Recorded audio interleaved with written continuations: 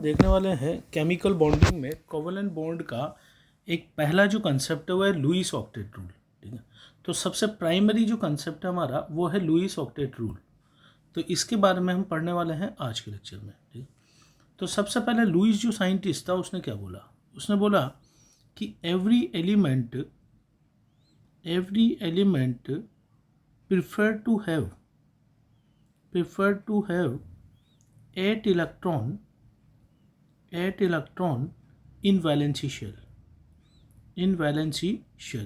ठीक है, तो सबसे पहले तो हम जान लेते हैं कि 8 इलेक्ट्रॉन क्यों रखना चाहते हैं। ठीक है, तो अगर मैं बात करता हूँ नोबल गैसेस की, ठीक है, तो नोबल गैसेस में अगर हम हीलियम को छोड़ दें और हीलियम को छोड़कर बाकी आगे की लेते हैं, नियोन, आर्गन, क्रिप्टॉन, जिनोन, इन सब में जो आउटर मोस्ट शेल है, आउटर मोस्ट शेल को ही हम बोलते हैं वैलेंसी शेल।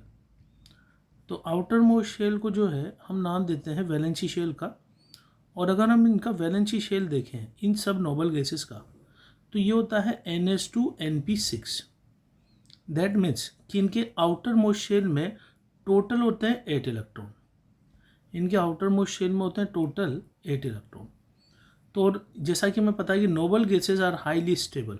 ठीक है, तो चूंकि नोबल गैसेस हाईली स्टेबल है तो हर एलिमेंट कोशिश करता है कि वो नोबल गैस जैसा बन जाए। तो हम लुईस के ऑक्टेट रूल को ये भी बोल सकते हैं कि every element tries to become like stable like noble gas. ठीक है, तो ये था लुईस ऑक्टेट रूल। तो ये आप समझ गए होंगे कि 8 इलेक्ट्रॉन वाला कंसेप्ट कहाँ से आया, क्योंकि वो नोबल गैस जैसा बनना चाहते हैं और नोबल गैसेस में आउटर मोस्ट में 8 इलेक्ट्रॉन पाए जाते हैं।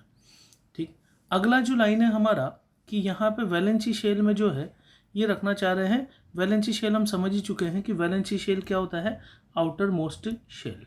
ठीक, तो सबसे पहले तो हम जान लेते हैं कि आउटर मोस्ट शेल में कितने कितने इलेक्ट्रॉन्स होते हैं। तो लिथियम से मैं स्टार्ट कर रहा हूँ। Lithium, beryllium, boron, carbon, nitrogen, oxygen, fluorine and neon. तो आप याद रख लेंगे वैलेंसी शेल में स्टार्टिंग 1 से काउंट कर रहा हूँ मैं, 3, 4, 5, 6, 7 और 8। तो यहाँ से आप देख सकते हैं कि फ्लोरीन में 7 इलेक्ट्रॉन है।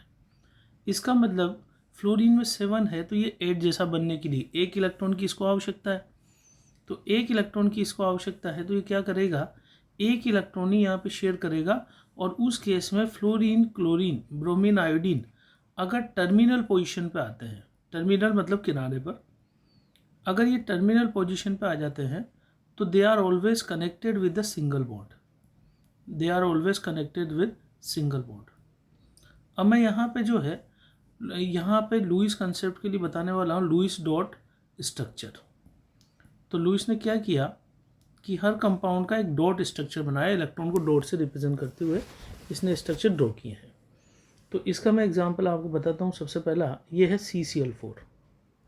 ठीक, तो कार्बन जो है it is considered as a central atom.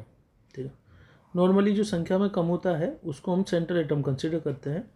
तो carbon is considered as a central, इसकी इलेक्ट्रोनेगेटिविटी जो है वो भी लेस है। तो ये 2 रूल रफली हम गवर्न करते हैं कि इलेक्ट्रोनेगेटिविटी लो होनी चाहिए और संख्या में कम होना चाहिए। ठीक है, तो कार्बन में जैसा कि मैंने यहाँ बताया कि कार्बन में टोटल 4 वैलेंसी इलेक्ट्रॉन है।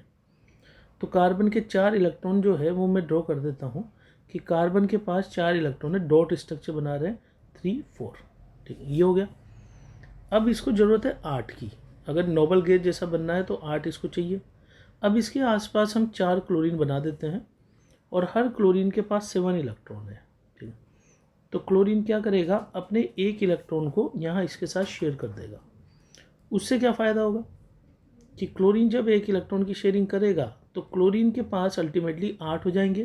ठीक है, और यहाँ से हम काउंट करते हैं कि हर क्लोरीन ने 1 इलेक्ट्रॉन शेयर किया, अपना ऑक्टेट कंप्लीट कर लिया। तो सब क्लोरीन के पास 8 इलेक्ट्रॉन हो गए। ठीक है, और उसके बाद अगर आप कार्बन देखोगे तो कार्बन के पास जो है टोटल 1 इलेक्ट्रॉन शेयरिंग से मिला तो टोटल हो गए 8 electron. Now octet of carbon is also complete. तो हम 2 इलेक्ट्रॉन की शेयरिंग से सिंगल बॉन्ड बना देते हैं। तो ये इस तरीके से मैं लास्ट में इसका स्ट्रक्चर बना दूँ कि लुईस डॉट स्ट्रक्चर जो है वो इस तरीके से बनाया जाता है, CCl Cl Cl और Cl। अच्छा, लुईस डॉट स्ट्रक्चर शेप के बारे में कोई बात नहीं करता, ठीक है, तो सिर्फ हम स्ट्रक्चर बना के इसको हटा देते हैं। अब इसके एक्सेप्शंस भी होते हैं, ठीक है। अब एक्सेप्शंस क्या क्या हैं कि सबसे पहला तो जिनमें लेस देन 8 इलेक्ट्रॉन हो after bonding, less than 8 electron in valency shell, ठीक। तो जैसे फॉर द एग्जांपल इनको जो है हम बोलते हैं इलेक्ट्रॉन डेफिशिएंट कंपाउंड। इनको क्या बोलते हैं? इलेक्ट्रॉन डेफिशिएंट कंपाउंड, या इनका दूसरा नाम है हाइपोवैलेंट कंपाउंड। वैलेंसी इनकी कम है तो हाइपोवैलेंट कंपाउंड इनको हम नाम दे सकते हैं। तो इसका एग्जांपल मैं लेता हूँ, जैसे मैंने लिया BF3, ठीक। तो हमें जैसा कि पता है कि हैलोजन हमेशा सिंगल बॉन्ड से कनेक्ट होगा, और बोरोन के पास एक्चुअली बोरोन के पास 3 इलेक्ट्रॉन थे, तो तीनों इसने अपने यूज़ कर लिए यहाँ पर, ठीक है। और जो एक एक इलेक्ट्रॉन आया वो फ्लोरीन का आया बॉन्डिंग के लिए। हर फ्लोरीन के पास इधर साइड में 3 लोन पेयर पड़े होंगे, क्योंकि 7 थे इसके पास, तो इसने ऑक्टेट कंप्लीट किया। अब बोरोन के आसपास काउंट करोगे तो टोटल 6 इलेक्ट्रॉन होंगे, तो इसका ऑक्टेट आप बोलोगे इनकम्प्लीट। तो जिनमें ऑक्टेट इनकम्प्लीट रह जाए, ठीक है, उसको हम बोलेंगे इलेक्ट्रॉन डेफिशिएंट कंपाउंड, और this is exception of Lewis rule. दूसरा जो एक्सेप्शन आता है हमारा, वो एक्सेप्शन आता है इलेक्ट्रॉन रिच कंपाउंड। इनको इलेक्ट्रॉन रिच कंपाउंड का दूसरा नाम हम बोलते हैं hyper valent compound. This is also called as hyper valent compound. तो हाइपर वैलेंट कंपाउंड हम किसको बोलते हैं? जिसमें बॉन्डिंग के बाद मोर देन 8 इलेक्ट्रॉन हो जाए वैलेंसी शेल में। जैसे अगर मैं एग्जांपल लेता हूँ PCl5, ठीक है, तो अब हम डायरेक्ट स्ट्रक्चर बना रहे हैं कि क्लोरीन जो है वो 5 होने चाहिए, क्लोरीन 5, और टर्मिनल पोजीशन पे हमेशा सिंगल बॉन्ड से हम हैलोजन को जोड़ते हैं, ठीक है। फास्फोरस के पास कितने होते हैं वैलेंसी शेल में? नाइट्रोजन फैमिली का है, तो नाइट्रोजन फैमिली का है, तो जैसा कि हमने देखा था इस फैमिली में टोटल 5 वैलेंसी इलेक्ट्रॉन होते हैं। इसका मतलब फास्फोरस ने अपने 5 इलेक्ट्रॉन यहाँ पे काम में ले लिए, और टोटल इसके पास जो काउंट करें हम, तो टोटल हमारे पास फास्फोरस के पास बॉन्डिंग के बाद 10 इलेक्ट्रॉन होते हैं। तो 8 से ज़्यादा हो रहे हैं, इसलिए इलेक्ट्रॉन रिच कंपाउंड है, एक्सेप्शन ऑफ लुईस रूल है। और तीसरा जो एक्सेप्शन है वो है हमारा odd electron species, odd electron species.